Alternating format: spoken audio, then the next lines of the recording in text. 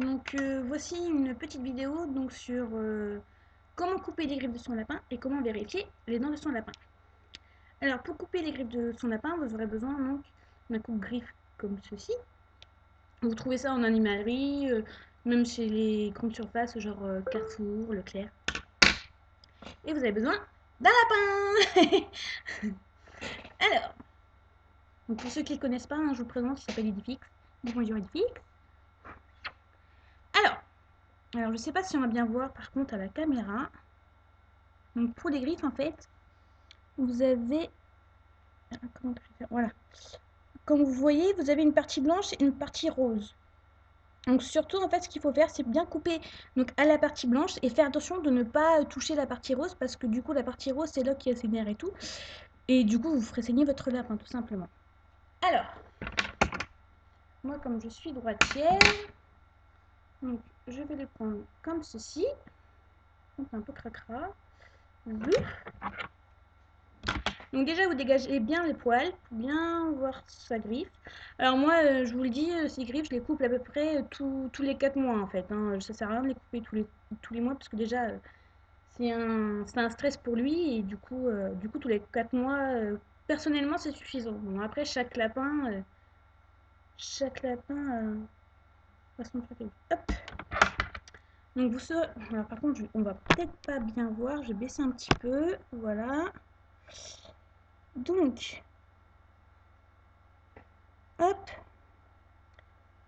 Donc séparez bien les poils. Peut-être que je prenne ça du bon côté aussi.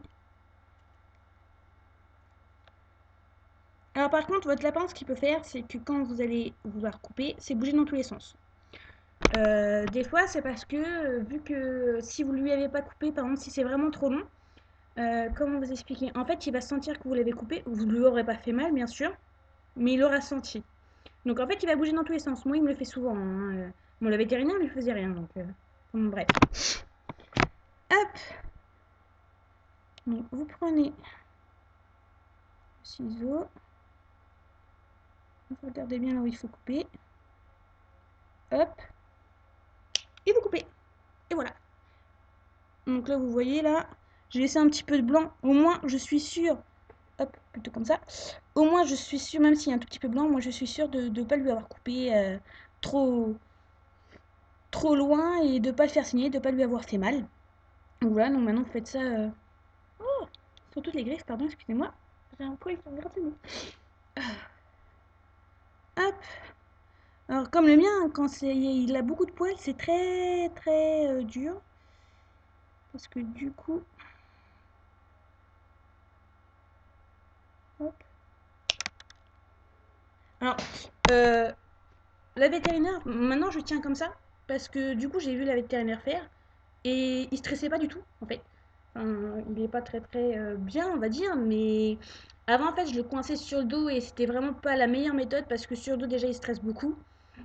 Et que là en fait vous plaquez bien comme ça, parce que c'est bien, enfin voilà je vous explique, vous plaquez bien comme ça, comme je le plaque là, hop, vous avez les mains qui lui tiennent les pattes avant, et hop vous lui coupez. Donc je vais faire la patte arrière.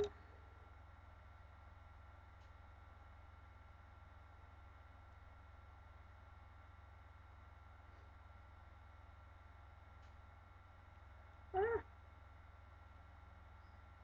Alors des fois il serre bien les doigts.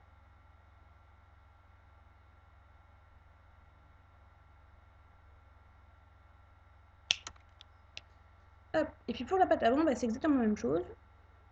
Alors moi à chaque fois j'y bloque. Pardon. J'y bloque. Et on y coupe.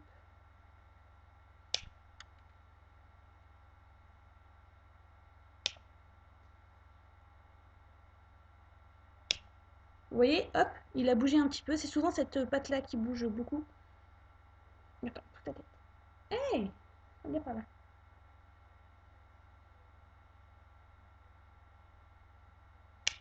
Alors surtout s'il y a un conseil, évitez de laisser trop pousser les griffes. Parce que comme je vous l'ai expliqué, en fait, les griffes, si ça pousse de trop après, même si vous coupez que la partie blanche, ça va être très, très sensible pour lui. Et du coup, c'est pour ça qu'il va avoir mal. Il va avoir mal et ça va être super sensible. Donc voilà. Donc ça, cette partie-là, je couperai les autres griffes plus tard parce que du coup, ça prend du temps. Maintenant, les dents. Alors, est-ce qu'il va se laisser faire? Pour les dents, on va peut-être te prendre de ce côté-là. Donc pour les dents, il n'a pas envie. Désolée, hein, c'est pas facile, je suis toute seule. Et d'habitude, je me mets par terre. Donc voilà, voilà ces petites quenottes. Vous ouvrez bien la partie en haut, vous ouvrez bien la partie en bas, tout simplement. Donc si vous avez les dents de votre lapin qui est comme ça, c'est parfait. Tout simplement, les dents de devant, c'est nickel. Les molaires, pour les vérifier, c'est très dur. Moi, ce que je faisais, parce que du coup, mon vétérinaire m'a dit que ces molaires commençaient à pousser un petit peu, je m'étais très bien désinfecté les mains et du coup, j'avais mis carrément mon doigt dans sa bouche. Et bon, faites attention parce que du coup, il mordille un peu, hein, mais du coup, c'est comme ça qu'on s'en rend compte en fait. Si vous sentez que ces molaires sont pointus, comment vous expliquer? En fait, c'est très dur à expliquer parce que du coup, je suis allée voir mon vétérinaire. Il m'a dit que oui, ça recommençait à pousser, donc que c'était pas très très grave.